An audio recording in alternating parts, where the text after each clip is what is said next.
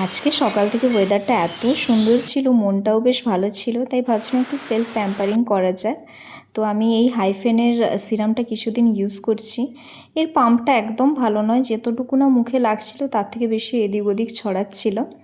এত সুন্দর ওয়েদারে খুব ঘুগনি খেতে ইচ্ছা করছিল, তাই একটু ঘুগনি বানিয়েছিলাম আর তার সাথে মুড়ি খেয়েছিলাম। আর এদিকে কিট্টু জিভ বের করে বসেছিল, দেখতে খুব কিউট লাগছিল। তারপরে একটু দোকানে গিয়েছিলাম, ও একটু ডিম বিস্কুট টুকটাক নেওয়ার ছিল। আর এখন আমার স্ক্রিন টাইম এত বেড়ে গেছে, ওটা কমানোর জন্য আমি প্যারালালি এই দুটো নোবেল এখন পড়ছি, বেশ ভালো।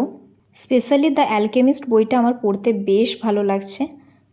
এরপর ডায়েরি লিখতে আমার খুব ভালো লাগে, তো একটু ডায়েরি লিখছিলাম।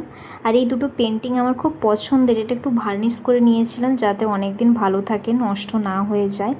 আর এখন তো বাইরের দই খাওয়া প্রায় ছেড়েই দিয়েছি, তাই ঘরে একটু দই পেতে নিচ্ছিলাম। এরপর স্নান করে এসে মাথায় একটু হেয়ার সিরাম ইউজ করলাম। তো আজকের জন্য এটুকুই, বাই।